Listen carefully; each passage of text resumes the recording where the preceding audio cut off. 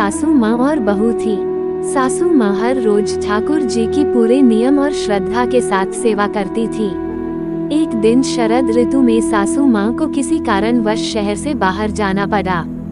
सासू माँ ने विचार किया कि ठाकुर जी को साथ ले जाने से रास्ते में उनकी सेवा पूजा नियम से नहीं हो सकेंगी। सासू माँ ने विचार किया कि ठाकुर जी की सेवा का कार्य अब बहू को देना पड़ेगा, लेकिन बहू को तो कोई अक्ल है ही नहीं कि ठाकुर जी की सेवा कैसे करनी है। सासू माँ ने बहू को बुलाया और समझाया कि ठाकुर जी की सेवा कैसे करनी है, कैसे ठाकुर जी को लाड करना है। सासू माँ ने बहू को समझाया, बहू मैं यात्रा पर जा रही हूँ और अब ठाकुर जी की सेवा पूजा का सारा कार्य तुमको करना है।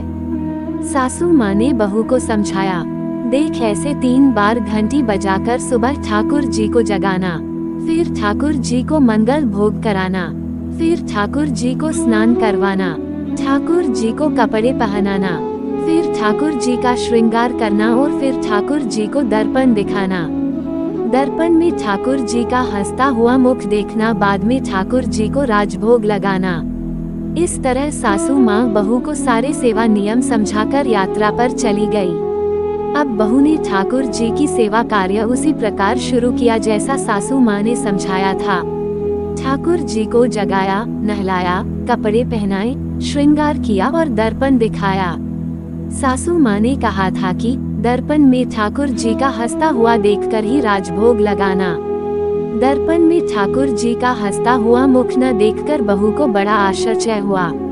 बहू ने विचार किया, शायद मुझसे सेवा में कहीं कोई गलती हो गई है, तभी दर्पण में ठाकुर जी का हंसता हुआ मुख नहीं दिख रहा। बहू ने फिर से ठाकुर जी को नहलाया, श्रृंगार किया, दर्पण दिखाया, लेकिन ठाकुर जी का हंसता हुआ मुख नहीं दिखा। बहू ने फिर विचार किया कि शायद फिर से कुछ गलती हो गई। बहू ने फिर से ठाकुर जी को नहलाया, श्रृंगार किया, दर्पण दिखाया। जब ठाकुर जी का हंसता हुआ मुख नहीं दिखा, बहू ने फिर से ठाकुर जी को नहलाया। ऐसे करते करते बहू ने ठाकुर जी को 12 बार स्नान किया। हर बार दर्पण दिखाया मगर ठाकुर जी का हंसता हुआ मुख नहीं दिखा। अब बहू ने 13वीं बार फिर से ठाकुर जी को नहलाने की तैयारी की। अब ठाकुर जी ने विचार किया कि जो इसको हंसता हुआ मुख नहीं दिखा तो ये तो आज पूरा दिन नहलाती रहेगी। अब बहू ने ठाकुर जी को नहलाया, कपड़े पहनाए, श्रृंगार किया और दर्पण दिखाया। अब बहू ने जैसे ही ठाकुर जी को दर्पण दिखाया तो ठाकुर जी अपनी मनमोहनी मंद मंद मुस्कान से हंसे। बहू को संतोष हुआ कि अब ठाकुर जी ने मेरी सेवा स्वीकार करी। अब ये रोज का नियम बन गया, ठाकुर जी रोज हंसते। सेवा करते करते अब तो ऐसा हो गया कि बहू जब भी ठाकुर जी के कमरे में जाती, बहू को देखकर ठाकुर जी हंसने लगते। कुछ समय बाद सासू माँ वापस आ गई। सासू माँ ने ठाकुर जी से कहा कि प्रभु क्षमा करना, अगर बहू से आपकी सेवा में कोई कमी रह गई हो तो अब मैं आ गई हूँ। आपकी सेवा पूजा बड़े ध्यान से करूँगी।